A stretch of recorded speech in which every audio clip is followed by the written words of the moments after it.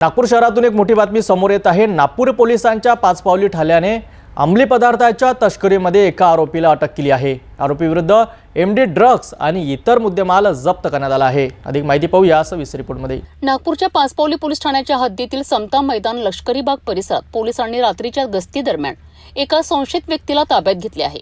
1 ऑगस्टला रात्री 11 ते 2 वाजताच्या दरम्यान ही कारवाई करण्यात आली आहे।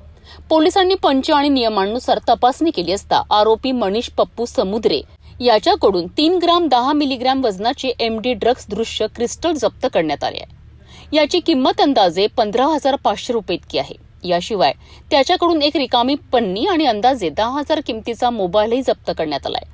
पोलिसांनी एकूण 25,500 किमतीचा मुद्देमाल जप्त केला आहे। या प्रकरणी आणखी एक आरोपी अमित गजबिये फरार असून पोलीस त्याचा शोध घेत आहेत।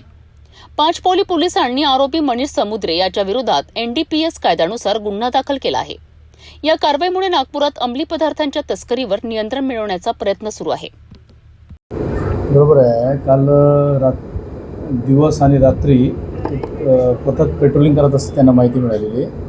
त्या पथकाने माहिती मिळाल्यावरून एक संशयिताला ताब्यात घेतला। त्याच्याकडून 3.10 ग्रॅम एमडी मिळाला आणि एक मोबाईल। टोटल 25,500 रुपयाचा मुद्देमाल कायदेशीर प्रक्रिया करून पंचनाम्याप्रमाणे जप्त केलेली आहे। त्याच्यात एक आरोपी ताब्यात आहे, दुसरा आरोपी महत्त्वाचा फरार आहे की तो सापडल्यावरच नेमकं तो माल कुठून आला हे आम्हाला माहिती मिळेल। याच्यात हवालदार पवार, वासुदेव पखान आणि आशिष आणि PSI थोपटे आणि ढोरमाले या लोकांनी कारवाई केलेली आहे।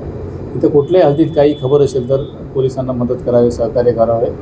कुठल्याही बाबतीत माननीय पोलीस आयुक्त साहेब यांच्या नेतृत्वात जो ऑपरेशन थंडर सुरू आहे ते कंटिन्यू आपण ह्या थंडरच्या कार्यक्रमाला पुढे नेऊ आणि नशामुक्त कसं करता येईल शहर त्या पद्धतीने आपली वाटचाल सुरू आहे। कोणालाही नागरिकांना असं काही खबर तक्रार असेल तर पोलिसांना किंवा इतर माध्यमांनी कॉल करून माहिती द्यावा। माहिती गुप्त ठेवण्यात येईल आणि MD गांजा अशासारख्या ज्या नशिले वस्तू आहेत ते आपण जप्त करून कायदेशीर कारवाई करून समूळ नष्ट करण्याचा आपण प्रयत्न करू।